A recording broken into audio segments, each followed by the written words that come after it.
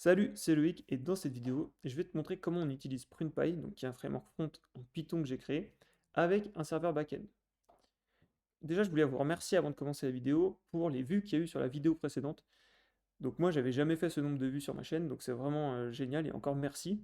Et j'ai eu beaucoup de commentaires vraiment positifs et pas mal de questions, donc j'ai décidé de faire une série de vidéos sur Prune pour vous montrer en fait comment on l'utilise dans des vrais projets. Alors, autre point important, j'ai aussi créé un groupe Discord où on va pouvoir tous discuter de Prune et de comment créer le meilleur outil. Parce que du coup, quand je développe Prune, je ne le fais pas que pour moi, je le fais aussi pour la communauté. Et ça va être l'occasion de créer ensemble le meilleur outil pour gérer la logique dans le front. Donc n'hésite pas à rejoindre le Discord. Et si tu veux coder et participer à la création du projet en codant, c'est aussi possible parce que je cherche des contributeurs. Donc n'hésite pas à rejoindre le Discord, ça va tout se passer là-bas. Et au passage, si tu aimes bien le projet, n'hésite pas à mettre un like sur la vidéo, partager et me mettre surtout une étoile GitHub parce que c'est ça qui fait remonter le projet dans les tendances. Donc voilà, encore merci pour votre soutien et on va maintenant démarrer la vidéo. Alors, maintenant on va voir comment on intègre Prune avec un serveur back. Donc déjà un serveur back, qu'est-ce qu'il fait? Il va nous rendre une page HTML statique. D'accord? Il va nous rendre de l'HTML pur, que du texte. Maintenant, comment on va faire pour rendre notre page dynamique? C'est ce qu'on va voir dans cette vidéo. Pour ça, on va utiliser ce qu'on appelle l'hydratation. Donc l'hydratation, c'est transformer une page statique en une page dynamique. Donc une page HTML statique est toujours générée par le serveur, ça c'est normal. Et ensuite, pour la rendre dynamique, ce qu'on va faire, c'est qu'on va initialiser Prune avec les données depuis le template. Ok? Et c'est tout. Une fois qu'on a fait ça, on a une page dynamique. Ok? Donc maintenant, je vais te montrer avec un exemple concret comment ça fonctionne. Donc j'ai fait un exemple avec un Pokédex et je vais te montrer un peu comment ça fonctionne. Donc là, on a une application Flask, qui est un serveur backend en Python, et on a une seule vue, qui est Pokémon View. Cette vue, elle va prendre en paramètre dans l'URL le nom d'un Pokémon, et ensuite, on va faire un appel à une API externe, ok, en passant le nom du Pokémon qu'on a mis en paramètre. Donc si l'URL c'est /Pokémon/Pikachu, on va appeler l'API avec /Pikachu à la fin. On va récupérer ces données, on va les afficher dans la console, et ensuite on va rendre le template Pokédex.html en lui passant une variable Pokémon qui vaut, du coup, Pokémon qu'on a récupéré tout à l'heure. Donc l'API, si je te montre un peu à quoi ça ressemble, elle ressemble à ça. Voilà. Ça, c'est les données, par exemple, pour un Pokémon. Donc là, si je mets Pikachu, voilà. Là, j'ai les données de Pikachu. Ok? Elles sont sous cette forme. Donc là, ce qu'on va faire, c'est qu'on va déjà tester. Donc là, je suis sur Pikachu. Et si je vais sur Dracofeu, donc ça, c'est mon application à moi. Si je vais sur Dracofeu, voilà, tu vois que ça change les stats, le nom, etc. et l'image. Ok? Donc du coup, notre serveur backend, il fonctionne bien. Il est capable de communiquer avec une API et de nous renvoyer les données et de nous afficher notre template. Alors dans la vraie vie, tu vas souvent récupérer des données depuis une base de données. Ok? Mais c'est exactement le même concept. Ensuite, pour rendre ton template, tu vas lui passer de la donnée et au final, je vais te montrer à quoi ça ressemble. Notre template, c'est ça. C'est du HTML. Hop, ça je peux l'enlever. Voilà. Et tu vois qu'à chaque fois, alors ça aussi je vais l'enlever, c'était dans l'exemple précédent. Hop, voilà. Et tu vois qu'à chaque fois qu'on a les doubles accolades ici, on est en train d'utiliser une variable qui a été envoyée au template. Donc là, la variable Pokémon qu'on a passée tout à l'heure. Donc cette variable, c'est une espèce de giga dictionnaire, parce qu'on a récupéré du JSON, avec plein de clés. Et du coup, je dis que au moment d'afficher le nom du Pokémon, je vais utiliser la variable Pokémon à la clé name, puis à la clé fr. Et ça va me donner le nom du Pokémon. Voilà. Pareil pour les PV, l'attaque, etc. Donc c'est vraiment super simple. Ok? Le problème, c'est qu'une fois qu'on a notre Pokémon qui est rendu, on n'a pas accès au Pokémon depuis le navigateur. Ok? On ne peut pas l'afficher dans la console, par exemple. Donc là, c'est ce qu'on va voir, c'est comment on va faire pour rendre notre page dynamique et utiliser ces informations dans le navigateur, dans le front. Alors pour faire ça, ça va être super simple. Ce qu'il va falloir faire, c'est tout simplement utiliser la variable Pokémon qu'on a envoyée à notre template pour initialiser Prune. Ok? Donc je vais te montrer comment on fait ça. Hop. Donc on va utiliser pour ça une balise MPY script. Alors MPY, ça veut dire micro-Python, et ensuite script, en fait, c'est PyScript. Donc micro-Python, c'est l'interpréteur Python qu'on veut utiliser. Config, c'est le fichier de config vers lequel on fait le lien. Ce fichier de config, si je te le montre, il va dire qu'à chaque URL, voilà, en fait, on considère que ce fichier à telle URL, il sera accessible pour Python à cette arborescence-là. Ok? Donc voilà, c'est juste pour faire le lien entre les différents fichiers. Ok? Donc une fois qu'on a déclaré notre balise mpy script. Dedans, je vais importer prune. Ok, et je vais initialiser prune. Donc, je vais faire prune égale prune. Et je vais lui passer une variable Pokémon. Ok, et cette variable Pokémon, je vais utiliser les doubles accolades pour la rendre. Et du coup, le template, qu'est-ce qu'il va faire? Eh bien, il va écrire au final le dictionnaire. Et donc, ça va nous permettre d'initialiser en fait prune avec les données qu'avait le template. Donc, je vais te montrer à quoi ça ressemble. Donc là, on va faire afficher dans la console. Et pour faire afficher dans la console, on va faire en sorte que quand on clique sur ce bouton, on va faire print. Hop, du coup, donc on va faire print store.Pokémon. Et là, maintenant, on devrait voir le Pokémon dans la console.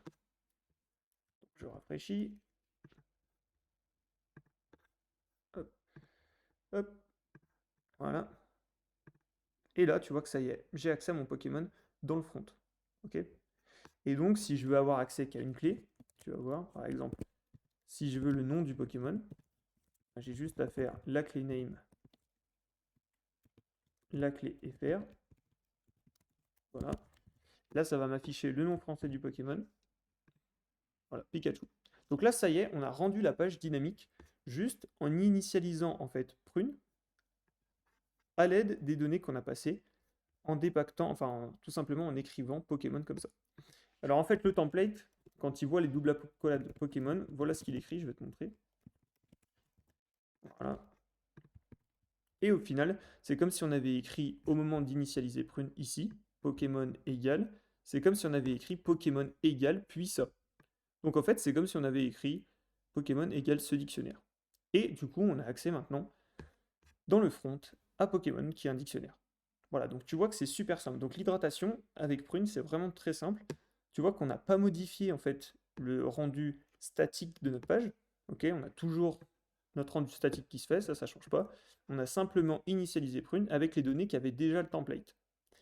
Et maintenant, ce qu'on va voir, c'est justement comment on va faire pour rendre notre page, enfin notre application vraiment dynamique. C'est-à-dire, on va vouloir que la personne, quand elle clique sur voir l'évolution, on récupère l'évolution de ce Pokémon. Donc pour Pikachu, ce sera Raichu. Et on va l'afficher dans le Pokémon actuel. Et donc tout ça, bien sûr, sans recharger la page. On veut que ce soit que le front qui gère ça.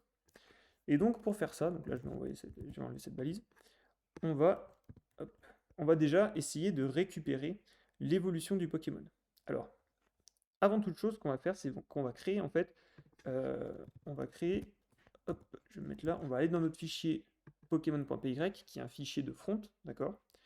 Donc c'est un fichier Python, mais il se trouve au niveau du, ça c'est de la logique qui sera gérée que par le front, et on va créer une classe Pokédex. Alors pourquoi on fait ça? Tout simplement pour gérer plus facilement notre application. Le Pokédex, c'est ce qui va nous permettre de faire plus tard des recherches de Pokémon, de remplacer le Pokémon actuel, etc. Donc c'est mieux de stocker la variable Pokémon à l'intérieur de Pokédex plutôt que de l'avoir entre guillemets dans la nature. Donc pour ça, on va créer la méthode init. Voilà. Cette méthode, elle va prendre un Pokémon en paramètre, et on va dire que self.Pokémon, c'est égal à Pokémon. Ok. Voilà. On va modifier du coup l'initialisation de prune tout simplement pour refléter ce changement. Donc on va faire Pokédex égale. Là ensuite on va faire from Pokémon qui est notre fichier Python, import Pokédex. Voilà. Et on va dire que Pokédex c'est égal à une instance de Pokédex qui va prendre en paramètre du coup le dictionnaire Pokémon. Et du coup ça va devenir Pokédex.Pokémon. Et donc maintenant, au lieu de faire store.Pokémon, on va faire store.Pokédex.Pokémon pour l'afficher. Voilà. Et on va regarder si ça fonctionne. Voilà, donc ça fonctionne toujours, on a bien le nom de notre Pokémon qui s'affiche. Ok, parfait. Maintenant, on va vouloir récupérer l'évolution du Pokémon. Donc pour ça, on va se mettre dans Pokédex et on va faire get Pokémon evolution. Voilà. Voilà, ça prend juste self en paramètre. Donc là. Ok. Et une fois qu'on a fait ça, maintenant, on va regarder un petit peu l'API pour voir où se trouve l'évolution du Pokémon. Alors l'évolution, elle se trouve dans la clé évolution, et ensuite dans la clé next. Puis ensuite 0 pour la première évolution. Alors PRE, bah, c'est précédente, c'est l'évolution précédente, donc c'est Pichou. Et l'évolution suivante, c'est du coup avec next, qu'on va la récupérer, et là on voit que c'est Raichu. Donc il va falloir qu'on chope la clé évolution, puis next, puis le premier élément. Donc on va faire print self.Pokémon à la clé évolution, ensuite la clé next, et ensuite l'index 0. Donc là, on va marquer, donc on va peut-être même créer une variable, ça sera plus simple. Voilà. Ok, print l'évolution est. Et donc là, on va mettre évolution. Et on va voir déjà si ça fonctionne. Donc maintenant, on va attacher cette action au clic de bouton. Donc on va faire @click égale du coup store.pokédex .get evolution. Voilà. Je crois que c'est ça, je l'ai appelé comme ça. Get Pokémon Evolution. Voilà. Ok. Donc là, on retourne maintenant ici et on va faire voir l'évolution. Et donc là, ça nous dit bien l'évolution est. Et donc là, on a les informations de l'évolution. Donc on va récupérer que le nom, par contre. Voilà.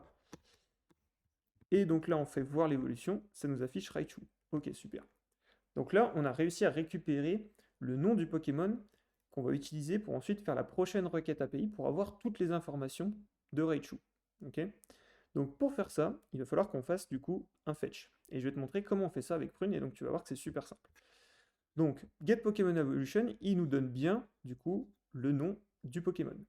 Maintenant, on va faire notre appel API. Alors pour faire ça, ce qu'on va faire, c'est qu'on va utiliser l'asynchrone déjà, dans un premier temps.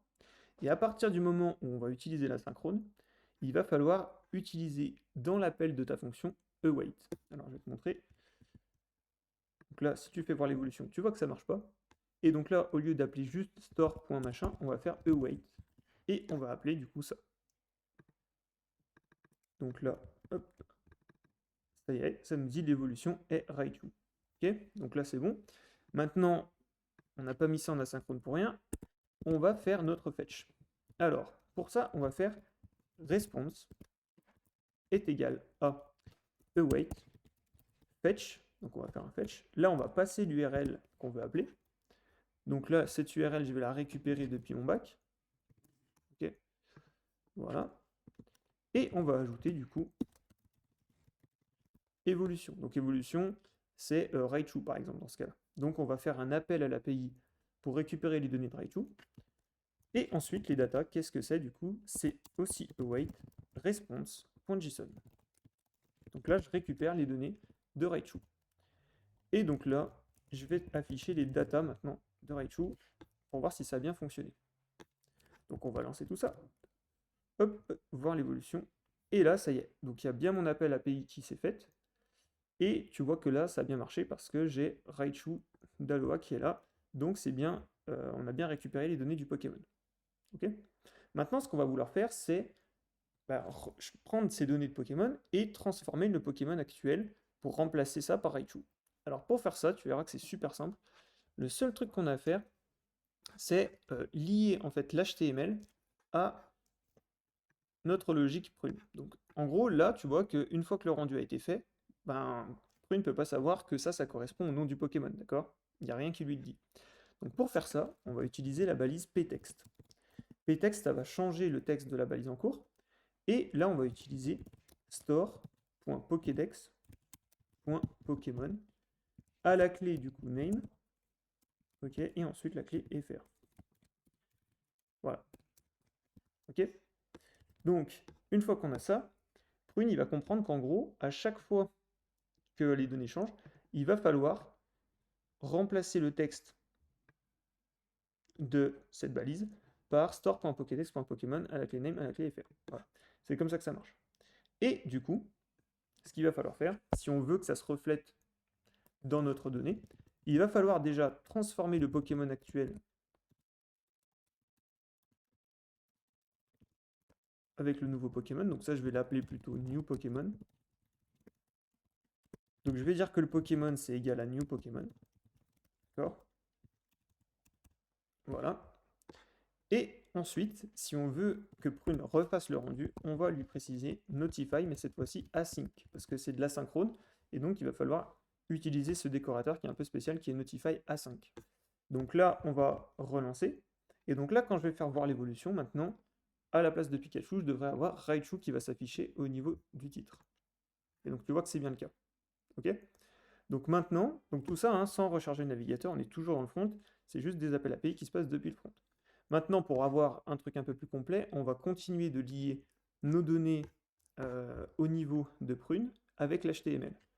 Donc là, par exemple, pour les points de vie, ben, je vais faire ça. Voilà. Donc là, je vais faire ça. Tac. Tac.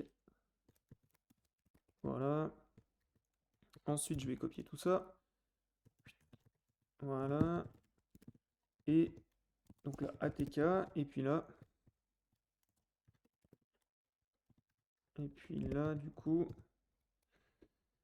Tac. On va prendre ça. Ça. Avec def. Voilà. Donc là, on a lié les points de vie, l'attaque, la défense. Et maintenant, on va aussi lier du coup l'image. Et donc, pour faire ça, ça va être un peu différent ce qu'il va falloir faire. Là, on va utiliser deux points src. Donc ça va lier l'attribut src à du coup store.pokédex.pokémon. Et ensuite, on récupère ce qu'on veut. Voilà. Ok. Donc, le alt, il sert à rien ici. Voilà, donc je l'enlève. Et maintenant, on va regarder si ça fonctionne. Donc là, je rafraîchis. J'ai Pikachu, je fais voir l'évolution. Et là, tu vois qu'il y a tout qui a changé. Les PV, l'attaque et la défense. Donc je rafraîchis, voir l'évolution. Tac, ça y est, il y a tout qui change. Ok? Donc tu vois que c'est super simple en fait ce processus parce que très simplement, ce qui se passe, c'est qu'on peut initialiser Prune avec les données de notre template et ensuite simplement préciser qu'on veut lier nos éléments HTML avec la donnée de Prune correspondante. Donc ici, par exemple, les points de vie du Pokémon, ici son attaque, ici sa défense. Et donc c'est un processus qui est vraiment simple parce qu'il nous permet, l'hydratation va nous permettre de très peu modifier le code qui a été écrit. Tu vois qu'on a juste ajouté des attributs ptexte, mais on peut se baser sur un rendu qui a déjà été fait sans trop le changer. Ok, simplement en utilisant des attributs. Et après, on est aussi en plus de ça capable de rendre notre application dynamique et de la changer. Par exemple, là on est passé de Pikachu à Raichu. Ok, donc si je réactualise, je te remonte un coup, c'est pareil. Voilà, clac, ça change. Alors si on le refait, ça va plus marcher parce que Raichu n'a pas d'évolution et du coup il essaye de récupérer une clé qui n'existe pas. Mais voilà, tu as compris le principe. Voilà, donc c'est la fin de cette vidéo. J'espère que ça t'a plu. Si tu veux m'aider dans ce projet ou si tu veux même participer à la création du projet, eh ben, n'hésite pas à rejoindre le Discord, à liker la vidéo, à la partager, à mettre des étoiles. Tout ça pour moi, ça fait une différence énorme. Donc voilà, encore merci pour votre soutien et on se retrouve de l'autre côté du Discord. Ciao.